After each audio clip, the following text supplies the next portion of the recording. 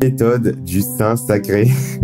Encore à l'heure actuelle, on me demande, Jérém, quel est ton point de vue sur l'alimentation? C'est vrai que Jérém, tu montres souvent des sauces industrielles, tu montres parfois des boîtes, tu montres parfois des sachets surgelés, c'est ok, même si des fois tu montres des produits bruts, mais quand même, c'est plutôt étrange parce que la majorité des gens, surtout les nutritionnistes ou les diététiciens, vont plutôt te dire de manger local, d'aller serrer la main de ton agriculteur, vont te demander de manger bio parce que c'est mieux, ou de regarder le Nutri-Score et de prendre que le A. Et dès que ça commence à devenir B, C, D, oulala, là, ça devient horrible. Et si c'est E, j'ai envie de te dire que là, t'as le cancer immédiatement. Sauf que malheureusement, ce genre de notation, cette vision de l'alimentation est la pire chose qui puisse exister. Là, je vais vraiment te donner mon point de vue. J'ai eu des troubles du comportement alimentaire.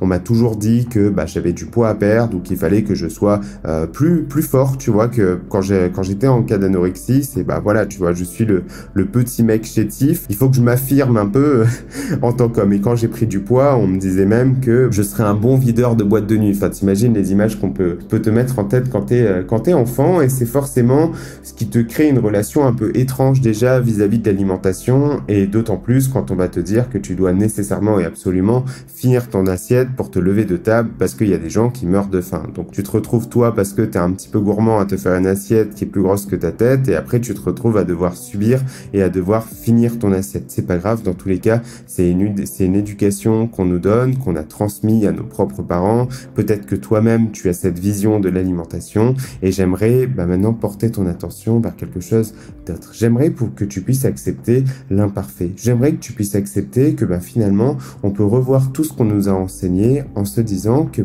ce qui compte, c'est que tu puisses trouver ce qui te permet d'avoir ton propre équilibre. On peut pas dire à une personne qui galère avec son alimentation, qui a des compulsions alimentaires, d'aller manger des légumes bouillis pour pouvoir perdre du poids ou se remettre en forme. On va pas lui dire, tiens, mange du poisson, mange du colin tous les jours parce que le poisson, c'est bon pour ta santé, le poisson, c'est bon pour ton cerveau, et que le poisson, en plus, le colin, c'est un poisson blanc, que c'est faible en calories et que ça aide à la perte de poids. Après, on va certainement te dire que tu dois prendre un jus de citron dans un verre d'eau chaude parce que c'est bon pour ton métabolisme et tout, alors qu'en fait, ça déglingue déjà l'émail de tes dents, et en plus de ça, c'est pas quelque chose de pertinent pour la perte de poids. Parce qu'en fait, il n'y a pas un aliment plus sain qu'un autre. Il n'y a pas un aliment qui va être mieux qu'un autre. Tout est question de contexte, d'équilibre et de continuum. Alors c'est clair que si chaque jour tu vas manger McDonald's matin, midi et soir, alors oui, si tu es dans un état de déficit énergétique, c'est-à-dire que même si tu manges McDo et que tu manges moins de calories que ce dont ton corps a besoin,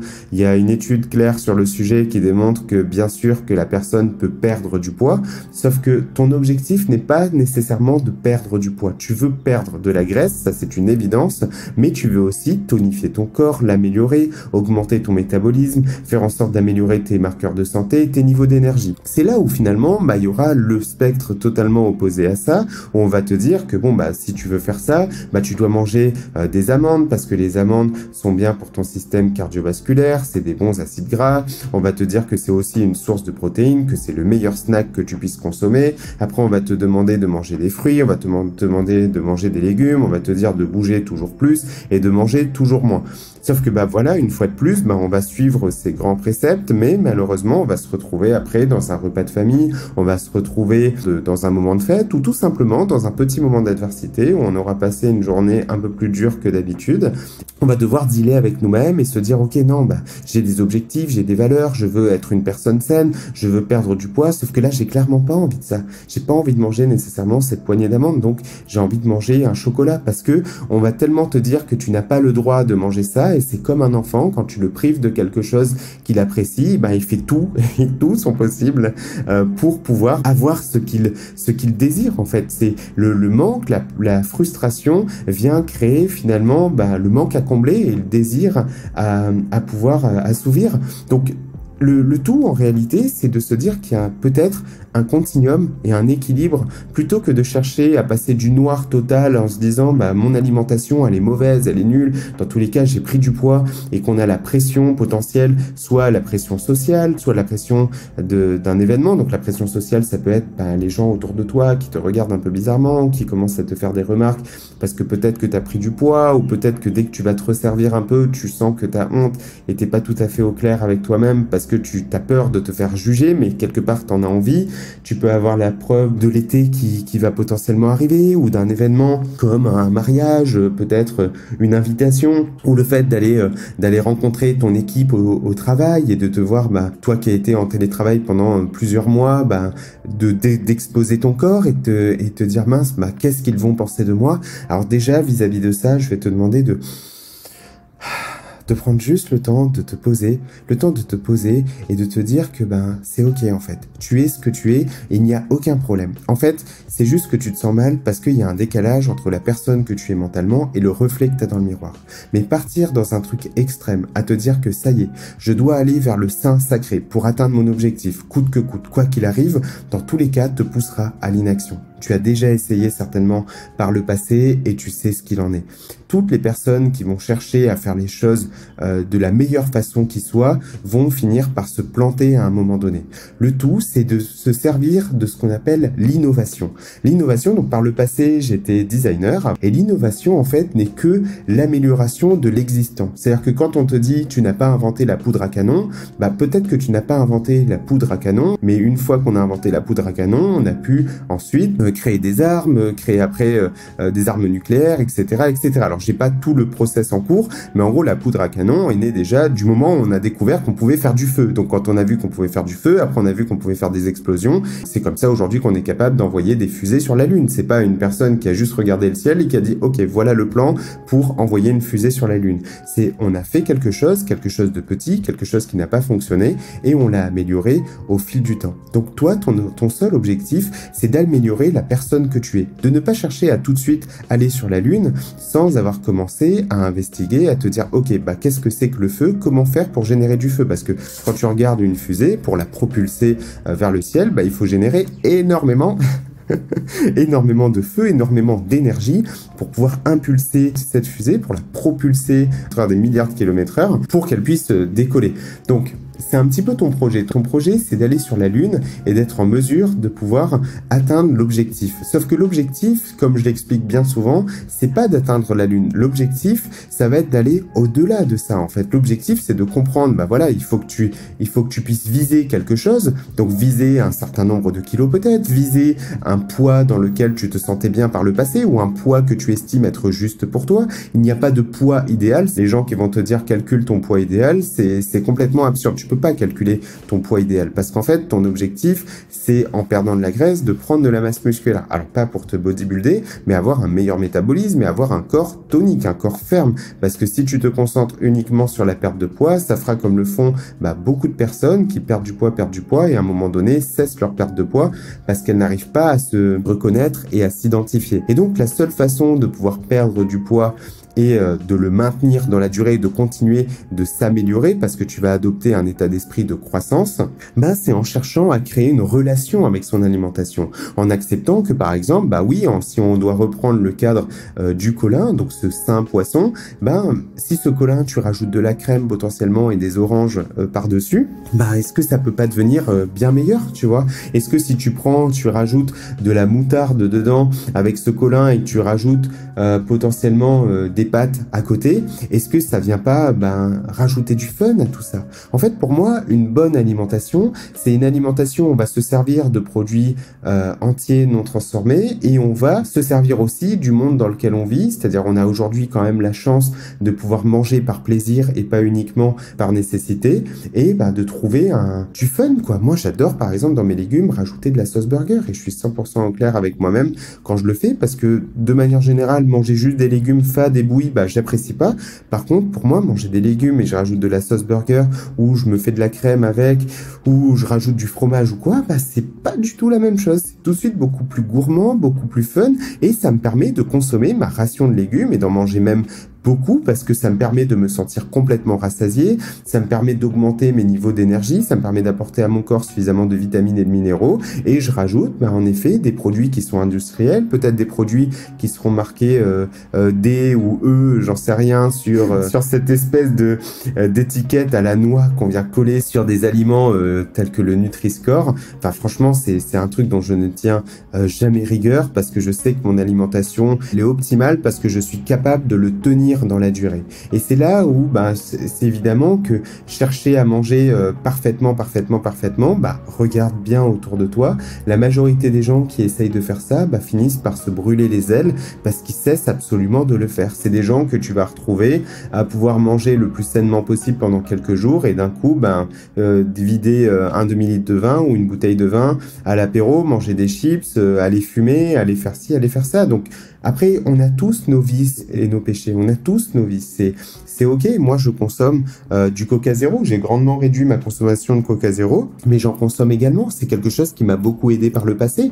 Et plutôt que de grignoter, par exemple, un Melo Cake, alors je te dis, championne, si t'écoutes cet épisode de podcast, je suis désolé, j'étais obligé de le dire parce que c'est la première chose qui est venue de ma tête, mais on travaillait autour de ça, en fait. J'ai eu hier une championne qu'on va appeler Ti, et du coup, j'ai eu Ti au téléphone et on réfléchissait à son nouveau travail. Elle change de taf et en fait, par le passé, elle s'inquiétait parce que elle se retrouvait à manger des Melo Cake ou des Kinder Bueno ou des Côtes d'Or. Et pour le coup, quand elle consommait ça, quelque part, ça l'a réconfortait, mais quelque part, elle était déçue d'elle-même quand elle consommait ce genre d'aliments. Donc, ce que je lui ai dit, écoute, pourquoi tu irais pas prendre du Coca Zéro à la place, ou pourquoi tu te prendrais pas un sirop zéro, pourquoi tu te prendrais pas du thé, des infusions avec peut-être du sucralose à côté, parce que le signal, c'est que tu vas souvent consommer ça. Elle me disait, ah ouais, c'est vrai, Jérôme, parce que j'étais en train de lui dire, tiens, réfléchis, à quel moment tu le fais? Quand tu reçois un email peut-être compliqué, à une heure spécifique, ou quand t'es un peu déçu, quand t'es un peu triste, quand t'as une grosse pression, à quel moment? Parce qu'en fait, on ne grignote pas de façon aléatoire. On grignote lorsqu'il y a des déclencheurs. Et il faut comprendre ces déclencheurs-là. Et les déclencheurs vont lancer une routine. La routine, c'est que elle avait tendance à ouvrir son placard, à entendre le tirage du placard. Après, elle saisit son petit paquet de Melo Cake. Ça fait un petit bruit. Elle l'ouvre, elle le met dans la bouche et et du coup, elle a sa récompense, elle a son petit réconfort. Ce réconfort est important, il faut l'avoir. Et du coup, ce qu'elle veut, c'est avoir une sensation dans la bouche, c'est sentir qu'elle arrive à accomplir ça. Donc si finalement, elle prend cette bouteille de Coca Zéro qu'elle entend, elle l'ouvre, elle le met à la bouche et et qu'elle arrive à refaire cette même routine, elle va être en mesure de pouvoir apprécier ce moment et ça va lui apporter la même satisfaction, sauf que ça va lui coûter 0 calories. Donc moi, en tout cas, c'est le schéma que j'ai utilisé pour pouvoir reprendre le contrôle de mon alimentation. Donc j'ai accepté de l'imparfait, en fait. J'ai accepté de faire les choses peut-être pas aussi sainement que ça devrait, mais ça m'a permis d'avoir un corps en meilleure santé. Quand je fais mes bilans sanguins, on me dit que c'est génial, que je suis en bonne santé, qu'il faut juste te dire que tu vas améliorer ton alimentation de façon progressive. On en revient à ce schéma que je te faisais avec cette petite fusée. Donc cette fusée que tu es en train d'envoyer sur la Lune. Donc là, tu es en train actuellement de découvrir ce que c'est que le feu. Donc découvrir ce que c'est que l'alimentation. C'est ce que je te transmets. Alors déjà dans mon guide gratuit de la transformation physique et également dans les formations et de façon beaucoup plus poussée dans la formation que tu suis lors du cadre du coaching avec moi. Je préfère te transmettre comment fonctionne ton corps de l'intérieur pour t'aider progressivement à passer à l'action. Ok, maintenant que j'ai compris comment ça fonctionne, comment je peux l'implémenter dans mon quotidien et accepter que dans ton quotidien, il y aura des moments un peu plus parfaits, des moments imparfaits et le tout, c'est que tu sois capable de le tenir dans la durée parce que là, tu es en train de propulser. Finalement, tu construis le moteur pour ta fusée, tu le propulses, tu commences à avoir tes premiers résultats, tu vois que ton corps est en train de changer, tu vois que tu te sens mieux dans tes fringues, tu viens de passer le seuil où la gravité, elle est inversée. Donc là, tu commences à flotter, tu commences à te sentir beaucoup plus légère, tu es beaucoup plus à l'aise et ta fusée, elle continue d'avancer, elle continuera d'avancer au fil des jours, au fil des mois, au fil des ans, jusqu'au moment où on va finir par mourir. Et ça fait partie intégrante du processus. On est tous destinés à mourir. Ça peut sembler très pessimiste ce que je suis en train de dire, mais au contraire, vivre une vie riche de sens, c'est important en se disant que c'est tout de suite maintenant accepter l'imparfait, accepter d'innover. Donc l'innovation, c'est l'amélioration d'un existant une fois de plus, c'est de se dire ok, voilà, là je fais quelque chose, c'est peut-être pas mieux, mais grâce au fait de faire quelque chose, ça me permet de comprendre certains préceptes, ça me permet de comprendre ma façon de réagir, ma propre vision et de chercher à nous améliorer en tant qu'individu. Parce qu'une fois de plus, ton objectif, c'est de devenir la meilleure version de toi-même, de pouvoir avancer dans l'âge sereinement, de pouvoir augmenter tes niveaux d'énergie. Et je sais que tu as cette douleur interne au début où tu veux nécessairement des résultats immédiats parce qu'on nous pousse à avoir des résultats immédiats et c'est ça qui nous pousse à l'inaction. On se retrouve 10 ans trop tard en se disant disant bon bah voilà, c'est peut-être pas le bon moment. Alors oui, c'est peut-être pas le bon moment parce que il y a des moments pour tout dans la vie, mais quand tu ressens le besoin et cette nécessité de changer, c'est tout de suite maintenant, ça vient impulser finalement cette énergie, ça te pousse dans tes retranchements, ça te donne envie d'y arriver, c'est un moteur d'une certaine façon, c'est ce qui va venir propulser ta fusée, mais à présent tu vas ancrer des habitudes, ancrer une relation. Donc ne cherche pas à être madame parfaite. La seule façon de perdre du poids, c'est en mangeant moins de calories que ce dont ton corps a besoin. La bonne règle que je peux te donner, si je dois t'en donner une, c'est 80% de ton alimentation sous forme de produits entiers non transformés et de haute qualité et 20% d'aliments plaisir, fun et gourmand. Accepte ça. Et surtout, au niveau de l'entraînement, c'est pareil. On va toujours te dire quel est le meilleur exercice pour prendre des fessiers, le meilleur exercice pour raffermir tes bras. Et le fait de penser au meilleur, on en oublie l'individu. Peut-être que toi, par exemple, tu vas pas pouvoir faire de squat. Peut-être que tu as des douleurs pour l'instant aux genoux. Peut-être que tu as les genoux qui rentrent quand tu vas essayer de faire des squats. Donc, on va accepter de passer par un autre point pour t'amener progressivement vers ce squat. Parce que il n'y a pas quelque chose mieux qu'une autre. C'est une question de continuum. Fait sera toujours mieux que parfait. Donc, à présent, tout ce que tu essayes de faire, c'est chercher à améliorer spontanément ton alimentation en réduisant la teneur de calories, en augmentant le pouvoir rassasiant de ce que tu manges. Pour pouvoir augmenter le pouvoir rassasiant de ce que tu manges, c'est extrêmement simple. C'est faire en sorte d'ajouter de plus en plus de légumes dans ton alimentation, faire en sorte d'augmenter la part de protéines progressivement pour pouvoir te tonifier, pour pouvoir te raffermir, apporter évidemment des vitamines et des minéraux, fruits, légumes, toutes ces choses-là sont intéressantes. Donc, travailler autour de ça et juste chercher à ce que parfois, bien sûr, tu vas aller au restaurant et si tu te dis qu'aller au restaurant, c'est un échec par rapport à ton identité, par rapport à ton objectif, tu vas penser objectif plutôt que mode de vie. Et en fait, c'est ton mode de vie qui va littéralement transformer ton corps à la force des petits pas. Donc moi, ce que j'aimerais te transmettre, c'est cette vision, la vision imparfaite de l'alimentation. Parce que l'imperfection est au service de ta transformation. Ça, c'est un mantra que je me suis créé, je me dis toujours ça. L'imperfection est au service de ma transformation. Donc championne, pour te résumer, il n'y a aucun aliment sain. Il n'y a pas un aliment mieux qu'un autre. C'est un continuum. Évidemment que tu vas manger des aliments entiers et non transformés, mais tu vas accepter de rajouter des glaces dans ta vie. Tu vas accepter de rajouter du chocolat. Tu vas accepter de rajouter ça et tu vas surtout pas chercher à l'exclure parce que ça te poussera toujours dans les dichotomies tout ou rien, avec ou sans. Non, je dois me sevrer. Non, je dois me priver. Et c'est ça que je veux t'apporter. Donc si tu n'es pas encore l'une de mes championnes, je t'invite directement à te rendre en lien dans la description, à télécharger mon guide gratuit de la transformation physique. J'ai mis plus d'une semaine de travail, même plus, parce que c'est plusieurs années que je te transmets, mais ça m'a demandé plus d'une semaine à réunir toutes ces informations pour expliquer de façon claire et précise les 4 piliers fondamentaux de la transformation physique pour t'aider à prendre le contrôle finalement de cette chose qui est en train de t'échapper et surtout s'évincer toutes les idées reçues, tous les mythes qui peuvent exister dans le domaine de la nutrition, du sport et de la santé de manière générale qui est malheureusement biaisé par des biais marketing pour te vendre une nouvelle méthode, une nouvelle solution à un problème. Et si championne, tu es l'une de mes championnes, je te rassure que ce qui compte, c'est de juste s'améliorer. La communication est la clé et c'est pour ça que je t'accompagne au quotidien. N'hésite jamais à me dire quand ça va pas. Sur ce, je te fais des bisous, je te souhaite une très belle journée et je te dis à bientôt dans une nouvelle vidéo. Allez, vas-y. Montre-moi comment on fait. Allez, vas-y, vas-y, vas-y. Allez, vas-y. Tu peux le faire. C'est comme ça qu'on apprend. Demande pardon.